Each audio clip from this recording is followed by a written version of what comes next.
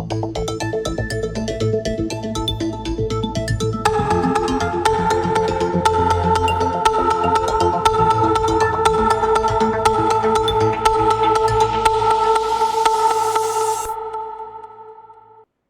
irmãos, a gente vai dar continuidade hoje ao estudo do livro de Atos dos Apóstolos. Fazendo uma recordação do último encontro, o fator principal foi o dia de Pentecostes, onde todos os apóstolos que eram médiuns, cada um deles falou numa língua estrangeira, um fenômeno de psicofonia chamado xenoglossia. E a partir desse fenômeno, eles ganharam mais confiança, mais força e partiram para divulgar os ensinamentos de Jesus. E hoje nós começamos no capítulo 6. Eu estou usando o livro do Haroldo Dutra, né? Novo Testamento. Mas quem quiser pode acompanhar através de qualquer Bíblia. O livro de Atos, né, foi escrito pelo apóstolo Lucas, e a Norma vai começar a trazer, através da sua leitura, da sua voz, doce e agradável, os versículos do capítulo 6. Vamos lá, Norma? Vamos.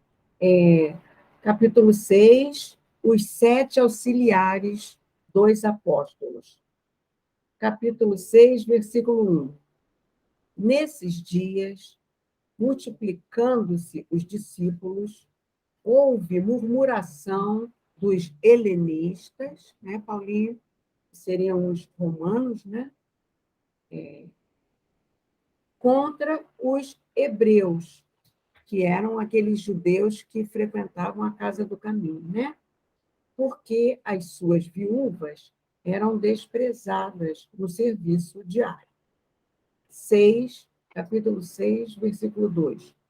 Os 12, convocando a multidão dos discípulos, disseram: não é razoável que nós deixemos a palavra de Deus para servir às mesas. 6.3. Irmãos, selecionai dentre vós 7 varões atestados. Aí o Haroldo explica o que seria atestados, né? Testemunhados, sentido estrito, atestados que têm boa reputação, que sejam aprovados, né? Cheios de espírito e sabedoria, os quais constituiremos sobre esta necessidade. Aí depois a gente continua, né, Paulinho? 6.4. Nós perseveraremos na oração e no serviço da palavra. 6.5. A palavra foi agradável à vista de todos da multidão, e escolheram Estevão, varão cheio de fé e do Espírito Santo, Filipe, Prócoro, Nicanor, Timão, Pármenas e Nicolau, prosélito de Antioquia. Aqui você vai fazer algum comentário, Paulinho? Não, vai até o fim. Aí você pediu para eu pular para a prisão de Estevão, 6.8. Não, tá? Então vamos... Capítulo 6, versículo 8. A prisão de Estevão. Estevão, cheio de graça e poder, realizava prodígios e grandes sinais entre o povo. Agora a gente vai ler o capítulo 6, versículo 12. instigaram o povo, os anciãos e os escribas, e, aproximando-se, o arrebataram e o conduziram ao sinédrio. Capítulo 6, versículo 13. Apresentaram testemunhas falsas que diziam: este homem não cessa de falar palavras contra o lugar santo e contra a lei. Capítulo 6, versículo 14. Pois nós o ouvimos dizer que esse Jesus, o Nazareno, destruirá este lugar e mudará os costumes que Moisés nos transmitiu. Quer dizer, eles estavam se referindo à fala de Estevão, né? E aí o Haroldo põe uma anotação para a gente acerca, né? Nos transmitiu. Ele coloca: transmitir ensino oral ou tradição escrita, dar, entregar, confiar algo a alguém, verbo indicativo e composto pela preposição para, junto a, para e em. Verbo dídome, dar, entregar, conceder. Lucas utiliza um termo técnico para destacar que sua obra se embasa na tradição oral e escrita da comunidade cristã. A primeira etapa da transmissão da vida e do ensino de Jesus foi eminentemente oral. A maioria desse material narrativo se perdeu com o tempo. Parte desta pregação, porém, assumiu formas fixas e padronizadas, à medida que as histórias e os ditos eram narrados. Essa padronização facilitava a retenção do relato na memória do ouvinte e reflete uma prática comum dos rabinos, que eram aqueles sábios da Palestina do século I, que tinham o costume de compor seus ensinos em formas propícias à memorização, exigindo que seus alunos as decorassem. A própria composição do Talmud, que era aquela coleção de livros sagrados, né, dos judeus, que os rabinos ali discutiam, né, os costumes, a história do judaísmo. Reflete essa prática. Ao longo do desenvolvimento da tradição oral, houve a condensação e concretização desse material memorizado na forma escrita, sendo perfeitamente possível identificar os padrões narrativos, curas, milagres, ditos notáveis, pregação apostólica no Novo Testamento. Trabalho realizado, embora de modo incompleto, pela crítica das formas, ou seja, ramo da pesquisa bíblica que estuda os padrões narrativos. Aí, Paulinho, se você me permite, né, fazer aqueles comentários. Sim. Certa vez eu ouvi uma palestra do nosso querido Haroldo Dutra, né, que ele estava explicando que o idioma falado pelo povo no tempo de Jesus era o aramaico, né? E ele falou assim, para a gente entender, que seria como aquele inglês cotidiano que a gente usa quando está no exterior para se virar lá no McDonald's. Mas a língua do tempo era o hebraico, que seria aquele inglês fluente, né? Então, ele diz que o Paulo de Tarso ele falava o hebraico, né? Porque ele era um doutor, né? Lá do Sinédrio. E quando ele foi preso, porque ele foi confundido com um egípcio, porque ele passou muito tempo no deserto, estava com a pele muito queimada, né? Ele, para se safar, ele falou em hebraico.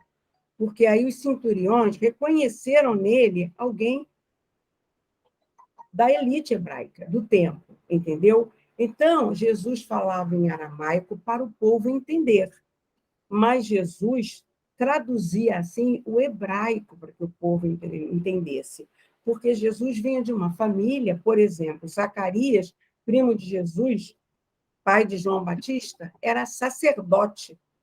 Então, Jesus sabia hebraico, por ser de família sacerdotal. Também José e Maria sabiam o hebraico. E aí, o que o Haroldo nos diz é que os manuscritos eles não tinham versículos e títulos, como a gente vê agora, pontuado. Isso foi acrescentado no século XVI. Tá? Esses manuscritos eram anotações de ensinamento de Jesus. Eram feitos em papiro para a remuneração dos escribas, que era cobrado por letra a confecção desses papiros. Assim, haviam palavras abreviadas, palavras seguidas e a falta de pontuação, que acabava mudando o sentido do que Jesus teria dito, não é? Então, ele até colocou um questionamento assim: Jesus falou para o bom ladrão: ainda hoje estarás comigo no paraíso? Será que aquele espírito teria já condição de estar com Jesus no paraíso? Então, faz tudo parte, segundo Haroldo, de uma tradução assim equivocada. E aí ele exemplificou assim: a, o Evangelho de Marcos, por exemplo, a fala de Pedro é cheia de erros, de concordância. Então, aproxima-se da realidade, né? O Pedro não era nenhum letrado, né? Agora, o Evangelho de Lucas, que era um doutor, né? É perfeito, de em grego de altíssimo nível, não é? O Evangelho de João era em grego simples. E o Evangelho de Paulo, ele ditava aos escribas, e às vezes o escriba mandava lembrança para a própria família naquela carta que Paulo estava enviando para aquela cidade, né? Então, esses esclarecimentos do Haroldo fazem a gente pensar, né, a dificuldade que foi para que esses ensinamentos do mestre chegassem até nós, né, por essa via oral e por esses meios assim que foram citados. Continua a leitura, Paulinho, ou você vai querer falar? Não. E além dos escribas, gente, tinham os chamados copistas. Uhum. Esses que eram aqueles que acrescentavam letras para ganhar, como você falou, eles ganhavam por letra escrita, né? Uhum. Então, eles acrescentavam coisas para ganhar mais dinheiro. E, com isso, eles alteravam mais ainda o sentido das coisas. E aqui, nesses dois primeiros capítulos, a gente vê que a chamada Igreja do Caminho ela não tinha uma direção, que começa a ter com essa eleição, entre aspas, dos 7 escolhidos, entre os quais a gente vai destacar a figura de Estevão, entre os 7. E aí a gente chega até o final do capítulo 6, com a prisão de Estevão. E quem foi o principal articulador da prisão de Estevão? Saulo. E o que é que o livro de Atos dos Apóstolos nos fala sobre Estevão? E o que é que o livro Paulo e Estevão, trazido por Emmanuel, traz para nós sobre Estevão? Pedi para o Itamar colocar aí o texto.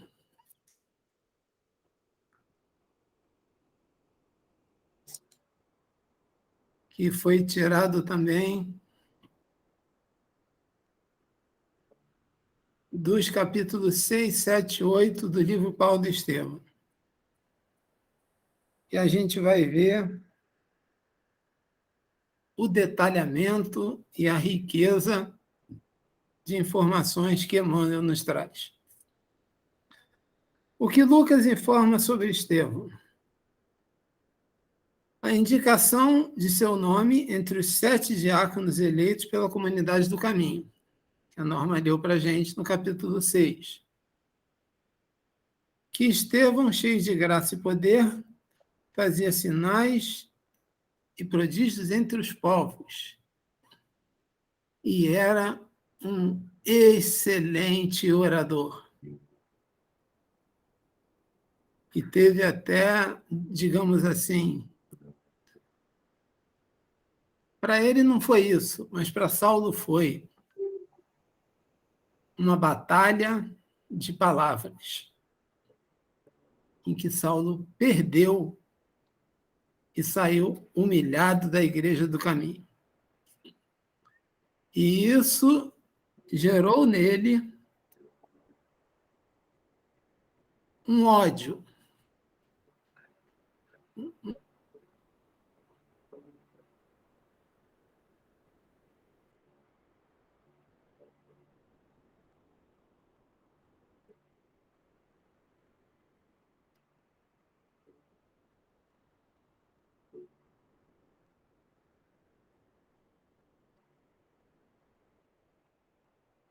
Paulinho,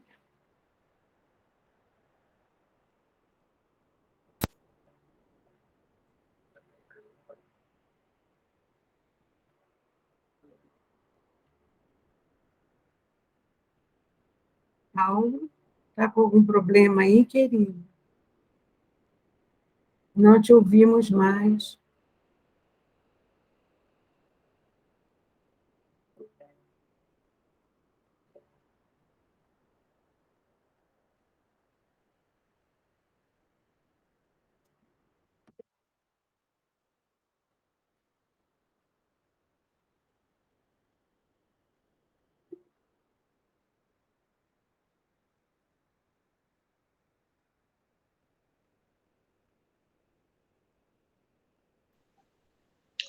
Alô?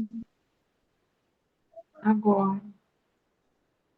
Olha, meu computador deu um apagão aqui, hein? A gente percebeu, eu ia falar contigo aqui pelo celular. É, tem jeito não, a gente continua. Vamos que vamos.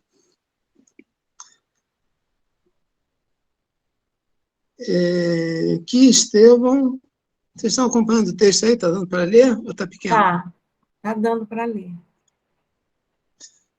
Que polemizava com os judeus com muito sucesso, sobretudo com os frequentadores das sinagogas, dos libertos, dos sirineus, dos alexandrinos e dos cilícios. O que aconteceu no início com os ensinamentos de Jesus? Os judeus tentaram, de uma certa forma, criar uma espécie de doutrina misturando os ensinamentos de Jesus com algumas crenças que eles não queriam deixar do judaísmo. E isso criou várias contendas entre eles, que subornaram indivíduos para incriminá-los de blasfêmia junto ao Sinédrio, que foi levado pelo povo amotinado do Sinédrio, onde lhes foram imputadas as acusações que Estevão defende-se dos componentes do Sinédrio com um longo e arrojado discurso, que, dando tempo, a gente vai ler.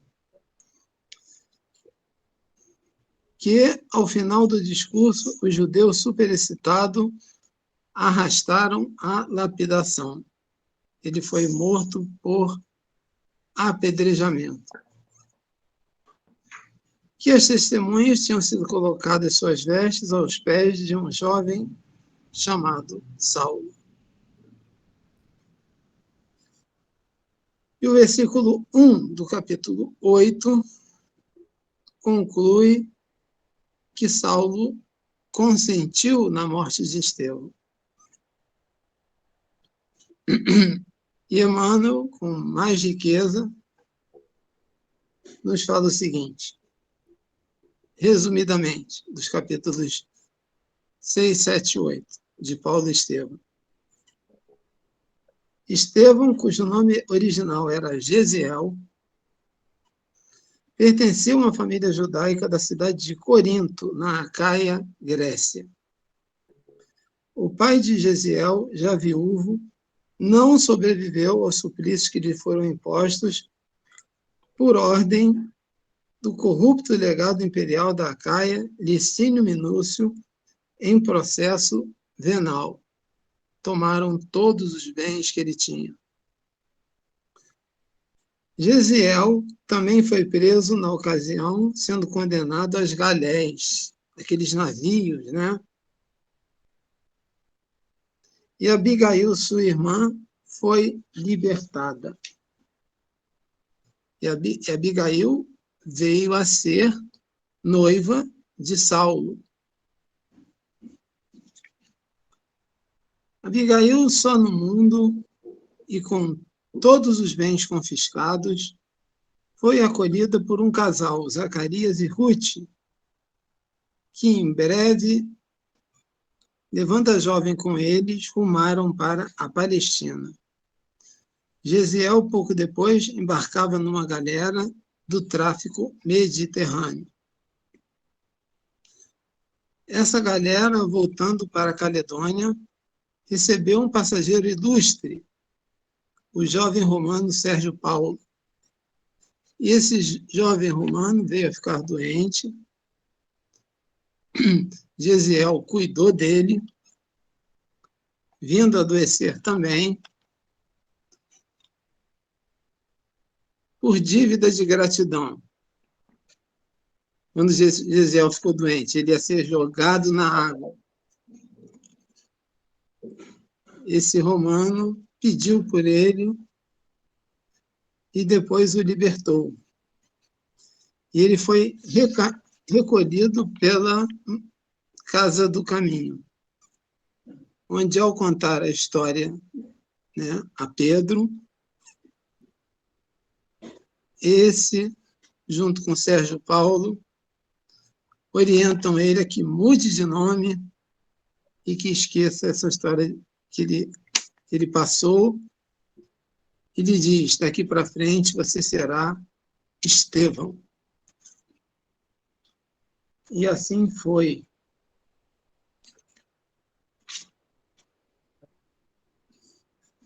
E no capítulo 6 do livro Paulo e Estevão, ante o Sinédrio. Eu separei aqui algumas frases para a gente ver o que Saulo foi capaz de fazer com Estevão e com muitos outros, né? E para a gente também ter uma ideia da mudança fantástica, talvez só não tenha sido maior que a de Madalena, contada no Evangelho, de um personagem que deixou de ser perseguidor, por que não dizer causador de muitas mortes, para vir a se tornar apóstolo, para se encontrar com o Mestre e mudar completamente os seus comportamentos, as suas ideias, e passar a pregar, a ensinar, aquilo que o fez ajudar a decretar a sentença de morte por blasfêmia de muitas pessoas. E é por isso, por saber disso, que Saulo, em uma das suas cartas, fala: ai de mim se eu não evangelizar. Ele tinha plena consciência daquilo que ele havia feito e daquilo que ele teria que fazer para, no mínimo, compensar. Ficar no 0 a 0 com a lei de causa e efeito e com a lei de Deus. Não, você separou alguma coisa do capítulo 6 do Paulo Estevão? Não, Paulinho, eu estou com ele aberto aqui, olha. Ah, tá. Então eu vou ler aqui algumas. Se você quiser comentar alguma coisa, fica à vontade, tá? Tá. Capítulo 6, ante ao Sinédrio. O Sinédrio exibia seus personagens mais eminentes. Da mistura com sacerdotes e mestres de Israel, notava-se a presença das personalidades mais salientes dos fariseus. Lá estavam representantes de todas as sinagogas. Então, a prisão de Estevão foi um acontecimento. Assim, ponderando, disputava o júbilo da Assembleia sozinho, a responsabilidade e a atitude, sem comprometer qualquer companheiro, tal como fizeram. Jesus, um dia no seu apostolado sublime, se necessário, não desdenharia a possibilidade do sacrifício, né, que Estevão já estava pensando que o que iria acontecer com ele, né? Compreendendo a importância daquela sessão, os que aqui ocorriam elementos de escola, por identificarem o invulgar interesse de Saulo, que no momento era a expressão da mocidade mais vibrante no judaísmo. E aqui a gente vê que Saulo tinha todas as condições para, em futuro muito breve, vir a ser o chefe do Sinédrio.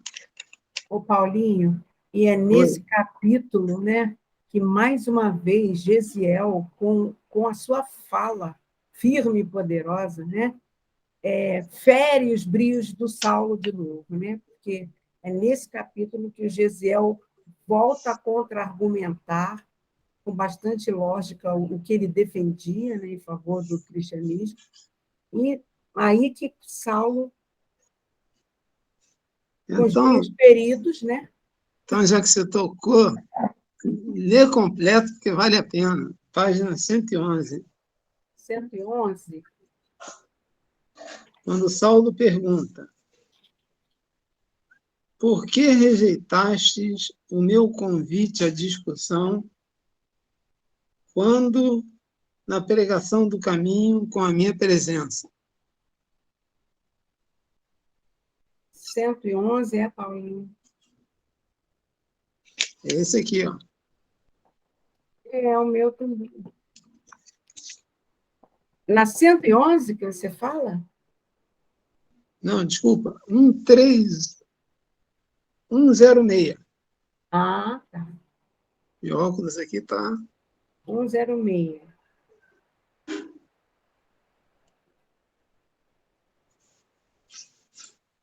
Por que rejeitaste meu convite?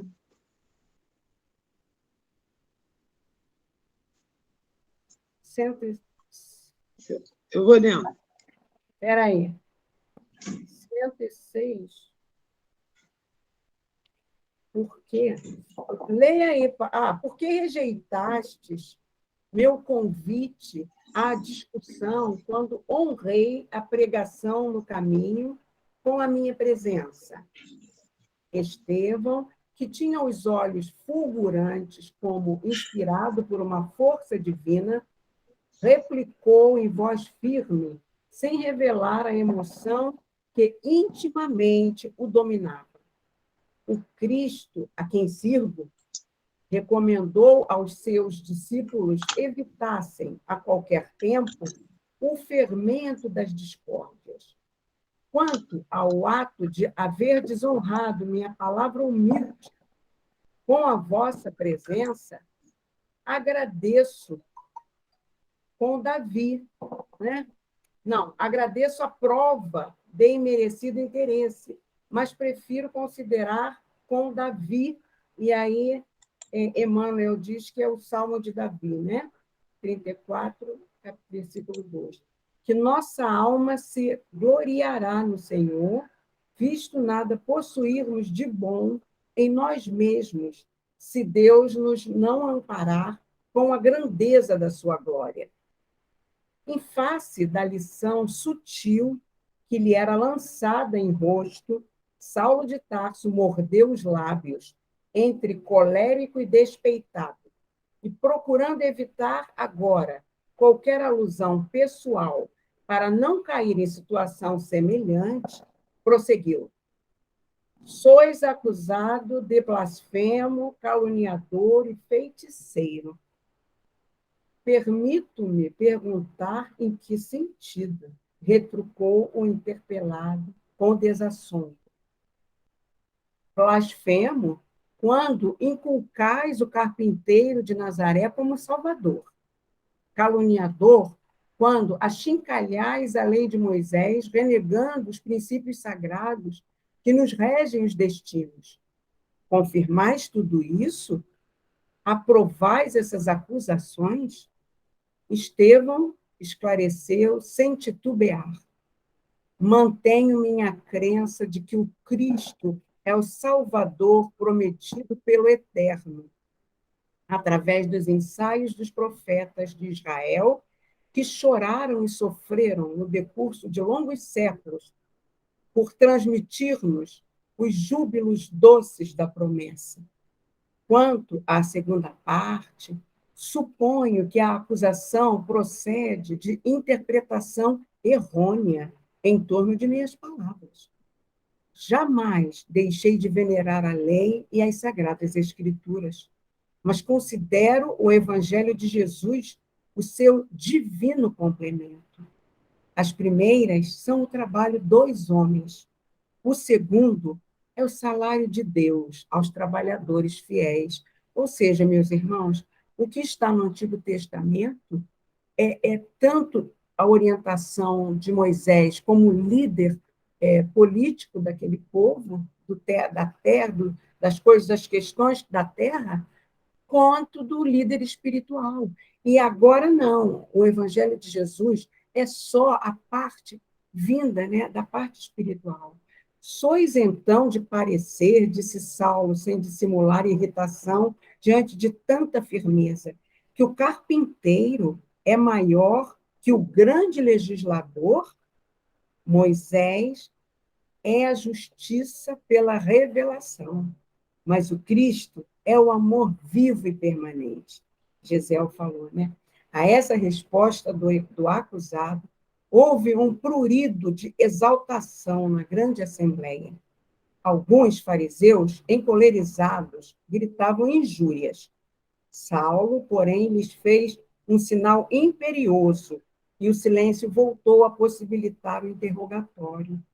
E, dando à voz um timbre de severidade, prosseguiu. Sois israelita e jovem ainda. Uma inteligência apreciável serve ao vosso esforço. Temos, então, o dever, antes de qualquer punição, de trabalhar pelo vosso regresso ao aprisco. É imprescindível chamar o irmão desertor com carinho antes do extremo recurso às armas. A lei de Moisés poderá conferir-vos uma situação de grande relevo, mas que proveito tirarias da palavra insignificante, expressiva, do operário ignorante de Nazaré, que sonhou com a glória para pagar as esperanças loucas numa cruz de ignomínia? Desprezo o valor puramente convencional que a lei me poderia oferecer em troca do apoio à política do mundo, que se transforma todos os dias, considerando que a nossa segurança reside na consciência iluminada com Deus e para Deus. Quer dizer, ele era muito corajoso, muito firme, né? Mas que esperais do mistificador que lançou a confusão entre nós para morrer no Calvário? Tornou Saulo, né? Exaltadamente. O discípulo do Cristo deve saber a quem serve. E eu me honro em ser instrumento humilde nas suas mãos. Não precisamos de um inovador para a vida de Israel.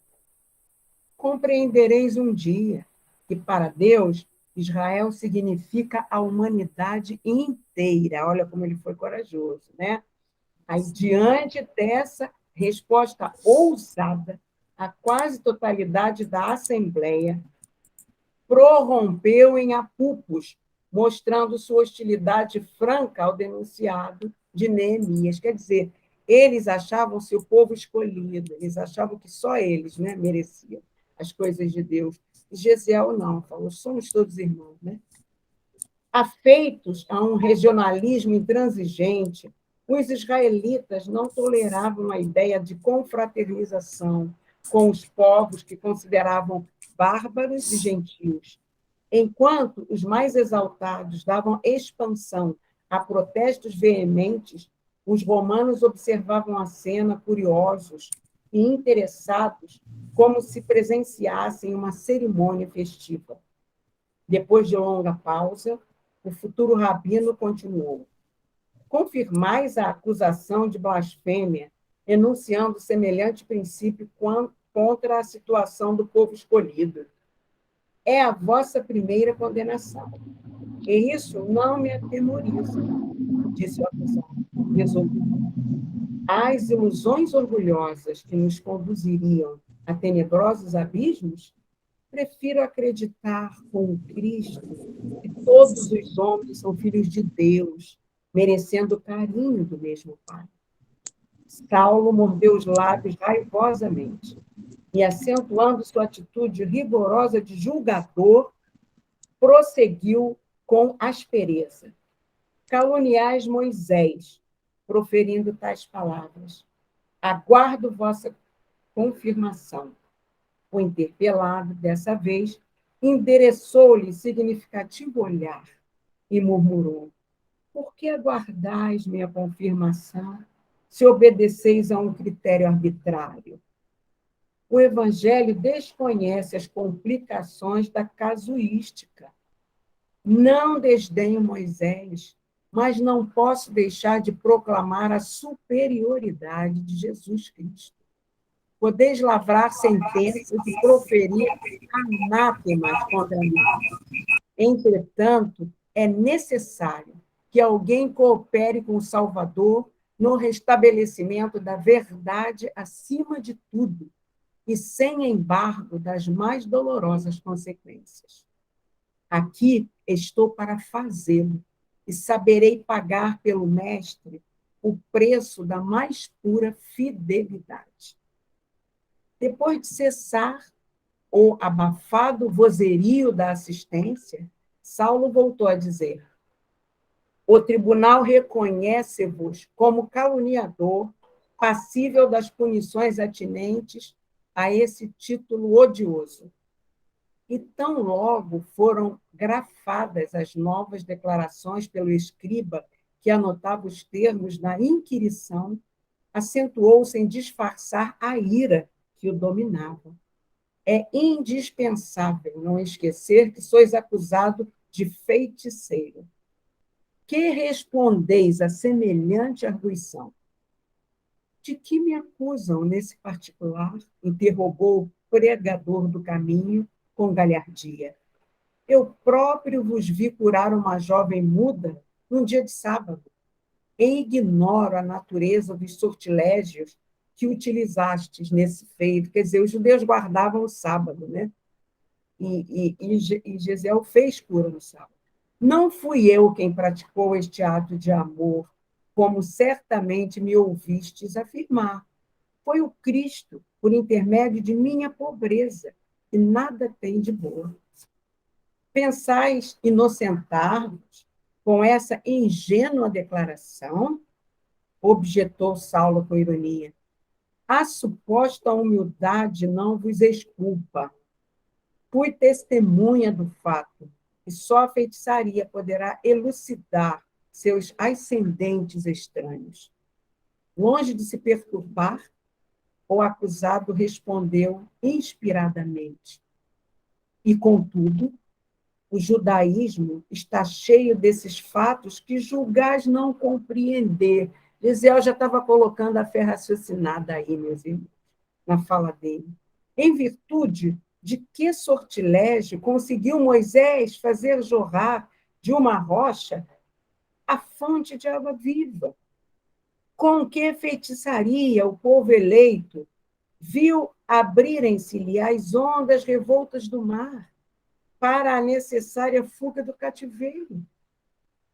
Com que talismã presumiu Josué atrasar a marcha do sol? Não vedes em tudo isso os recursos da providência divina? De nós nada temos, e, todavia, no cumprimento do nosso dever, tudo devemos esperar da divina misericórdia. Analisando a resposta concisa, reveladora, de raciocínios lógicos, irretorquíveis, o doutor de Tarso quase rilhou os dentes. Um rápido relancear de olhos na assembleia deu-lhe a conhecer que o antagonista contava com a simpatia e admiração de muitos. Chegava a desconcertar-se intimamente como recuperar a calma, dado o temperamento impulsivo que o levava aos extremos emotivos.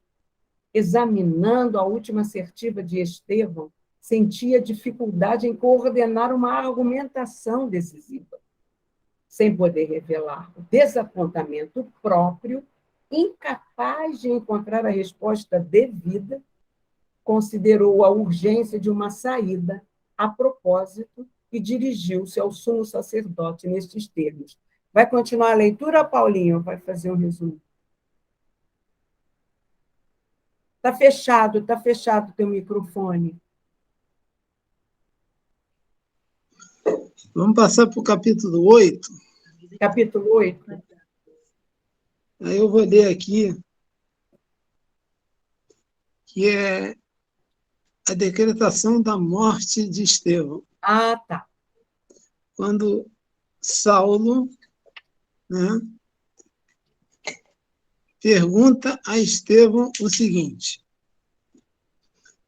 estarias disposto agora a jurar contra o carpinteiro Nazareno? Lembra-te que é a tua última oportunidade de conservares a vida. E Estevão, sempre inspirado, responde: não insulteis o Salvador, disse o arauto do Cristo com desassombro. Nada no mundo me fará renunciar à sua tutela divina. Morrer por Jesus significa uma glória, quando sabemos que ele se imolou na cruz pela humanidade inteira. E hoje, o que ele pede para nós é que nós matemos os rastros das nossas personalidades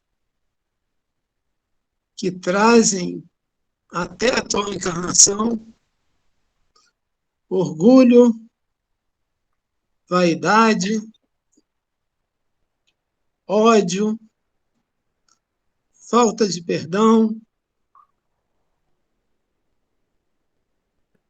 falta de fraternidade e uma série de outras questões que nos colocaram encarnados num mundo de expiações e provas, como o que estamos vivendo. Não somos absolutamente ninguém sem, como falou Estevão, a tutela, o caminho e o exemplo de nosso Mestre Jesus. Como ele disse, ele é o caminho da verdade e da vida. E ninguém vai ao Pai ou tem a compreensão das leis de Deus, ou tem a força para reconhecer em si aquilo que precisa melhorar e realizar a grande luta, já que hoje é dia, né, pelo menos aqui no Rio de Janeiro, que foi destinado como feriado a São Jorge Guerreiro. Mas cada um de nós deve ser guerreiro de si próprio e lutar contra o maior inimigo de todos, aquele que está exatamente em nós. Aquilo que a gente ainda não conseguiu melhorar. Como fala a doutrina espírita, a reforma íntima, como fala Paulo de Tarso, a metanoia, a mudança da mente, como fala Emmanuel, por trás de alguns segundos de generosidade, de amor, de solidariedade que temos hoje, estão séculos e séculos de ações em atitudes sombrias e que foram contra nós, contra o próximo e contra Deus. São esses os três elementos principais. Porque Deus não se ofende. Deus é misericordioso e nos concede novas oportunidades através do processo da reencarnação. Volta e volta quantas vezes forem necessários, até que aprendas a fazer na prática que as leis de Deus sejam um modelo de comportamento, um modelo de lidar com todos aqueles que nos cercam, sejam próximos de sangue, né, como diziam os hebreus, sejam vizinhos, sejam amigos, sejam pessoas que conhecemos no caminho. E tenhamos a certeza e a convicção que todos nós, como fala Emmanuel, está no melhor lugar, com as melhores companhias, com as provas necessárias para a nossa evolução e para o nosso crescimento. Bom, então, temos 3 minutinhos aí antes da prece final, que vai ser da Norma. Se alguém quiser comentar, falar alguma coisa, fica à vontade.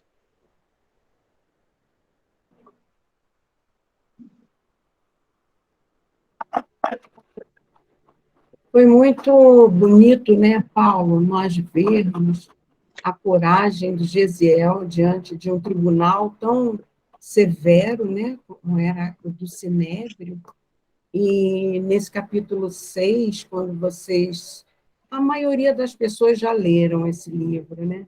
Nesse capítulo 6, o Gamaliel, que foi o instrutor do Saulo, né? Ele ainda dá um tempo para o Gesiel, pedindo que fossem averiguadas as coisas. Aí o Gesiel ainda fica um tempo na cadeia, né?